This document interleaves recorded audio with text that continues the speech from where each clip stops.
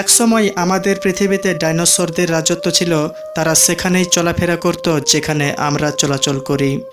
এই বাতাসেই তারা নিঃশ্বাস নিত, এই পৃথিবীর উপরেই তারা লড়াই করত। এই দৈত্যাকার বিশালাকারের বিচিত্র সব ডাইনোসরেরা প্রায় 14 কোটি বছর ধরে এই পৃথিবীতে রাজত্ব করেছিল। এই ডাইনোসরদের কয়েক হাজার প্রজাতি ছিল।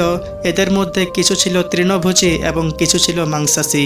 কিছু ডাইনোসর খুবই শান্ত প্রকৃতির ছিল, আর কিছু ডাইনোসর ছিল খুবই হিংস্র এবং বিপজ্জনক। এরা এই সময়ের সবচেয়ে সফল জীব ছিল।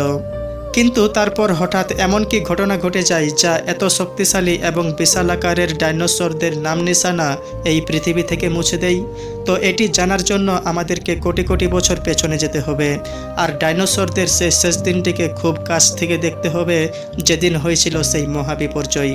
তাহলে চলুন আমরা ফিরে যাই আজ থেকে প্রায় 65 মিলিয়ন বছর পূর্বে, অর্থাৎ 6,50,00,000 বছর পেছনে। আজ থেকে প্রায় 6.5 কোটি বছর আগে পৃথিবীর আবহাওয়া খুবই শান্ত ছিল। চারিদিকে সূর্যের আলো ছড়িয়ে ছিটিয়ে, আর সমুদ্রের ঠান্ডা বাতাসে লম্বা লম্বা গাছের নড়তে থাকা আবহাওয়া, আর ডাইনোসরদের চিৎকারের শব্দ। তখন এই সকল ডাইনোসর প্রজাতি খুবই আরামে তাদের জীবন পার করছিল। কিন্তু তাদের ভাগ্য খারাপ, কারণ 10 কোটি বছর আগেই এদের ভাগ্য লেখা হয়ে যায়। আজ থেকে প্রায় 10 কোটি বছর আগে একটি ছোট অ্যাস্টেরয়েডের টুকরা খুব দ্রুতগতিতে মহাশূন্য হতে পৃথিবীর দিকে ছুটে আসছিল। অ্যাস্টেরয়েডের টুকরাটি পৃথিবী থেকে প্রায় 20 কোটি মাইল দূরে মঙ্গল ও বৃহস্পতির মধ্যে অবস্থিত এক বিশাল অ্যাস্টেরয়েড টুকরার সাথে ধাক্কা লেগে যায়। এই সংঘর্ষের ফলে সেই ছোট অ্যাস্টেরয়েডটি ধ্বংস হয়ে গেলেও বড় অ্যাস্টেরয়েডের চলার পথ বদলে যায়। আর এই অ্যাস্টেরয়েডটি তার কক্ষপথ থেকে বেরিয়ে সোজা পৃথিবীর দিকে 22,000 মাইল প্রতি ঘন্টায় স্পিডে এগিয়ে আসতে থাকে। যখন এই অ্যাস্টেরয়েড পৃথিবী থেকে 3,84,000 কিলোমিটার দূরে ছিল, তখন হয়তো ডাইনোসরদের ভাগ্যে এমন নির্মম পরিহাস হতো না যদি এই অ্যাস্টেরয়েড পৃথিবীর উপগ্রহ চাঁদের সাথে ধাক্কা লাগতো। কিন্তু তাদের ভাগ্য ছিল অনেক খারাপ। তাই 44,000 কিলোমিটার গ্যাস সমৃদ্ধ 2 ট্রিলিয়ন মেট্রিক টন ওজন নিয়ে এই অ্যাস্টেরয়েডের টুকরাটি চাঁদের গা ঘেঁষে পৃথিবীর দিকে ক্রমশ এগোতে থাকে। এই অ্যাস্টেরয়েডের টুকরাটি যখন পৃথিবীর কাছাকাছি চলে আসে, তখন এটির গতিবেগ প্রতি ঘন্টায় প্রায় 70,000 কিলোমিটার হয়ে যায়। এই উল্কাপিণ্ডটি পৃথিবীর বায়ুমণ্ডলের ভিতরে চলে আসার সাথে সাথেই ঘর্ষণের ফলে এটি একটি ভয়ানক আগুনের গোলায় পরিণত হয়ে যায়। এটা এতটা গতিবেগ নিয়ে পৃথিবীর দিকে ছুটে আসছিল যে মাত্র 4 মিনিটের মধ্যেই এটি আটলান্টিক মহাসাগরকে পার করে ফেলে। এর উজ্জ্বলতা এতই বেশি ছিল যে এটি পৃথিবীতে ধাক্কা লাগার আগেই এর ভয়ানক আগুনের গোলাকে দেখেই হাজার হাজার প্রাণী একেবারে অন্ধ হয়ে গিয়েছিল। এই প্রাণীগুলি ওই ভয়ানক উল্কাপিণ্ডটিকে দেখতে পাচ্ছিল না, কিন্তু প্রাণীগুলি এর ভয়ানক তাপ খুব ভালোভাবেই অনুভব করতে পারছিল। কিছু সময়ের মধ্যেই অ্যাস্টেরয়েডটি মেক্সিকোর উপকূলে আছড়ে পড়ে, আর প্রায় 35,000 ডিগ্রি সেলসিয়াস তাপসহ একটি ভয়ানক বিস্ফোরণ হয়। অ্যাস্টেরয়েডের এই বিস্ফোরণটি প্রায় 10টি হাইড্রোজেন বোমার চেয়েও বেশি শক্তিশালী ছিল।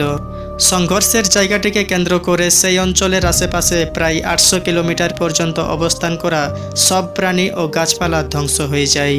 এই বিস্ফোরণটি এতটাই শক্তিশালী ছিল যে এটা পৃথিবীর সাথে আঘাত করার সাথে সাথেই পৃথিবীর লক্ষ লক্ষ মেট্রিক টন ধাতু এবং পাথর মহাকাশে চলে যায়।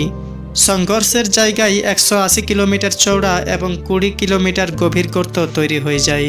বিস্ফোরণের কারণে এই গর্তের সমস্ত ধাতু, পাথর এবং ধুলোবালি ধুলির মতো হয়ে আকাশে প্রায় মেঘের মতো আকার ধারণ করে।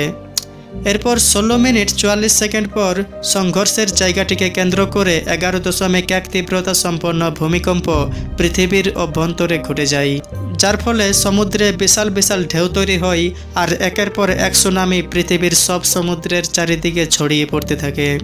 এই ভূমিকম্পের কারণে পৃথিবীর ভেতর শান্ত অবস্থায় থাকা আগ্নেয়গিরিগুলো বিস্ফোরিত হতে শুরু করে, যার ফলে পৃথিবীর সব প্রান্তে থাকা ডাইনোসরদের বিনাশ শুরু হয়ে যায়।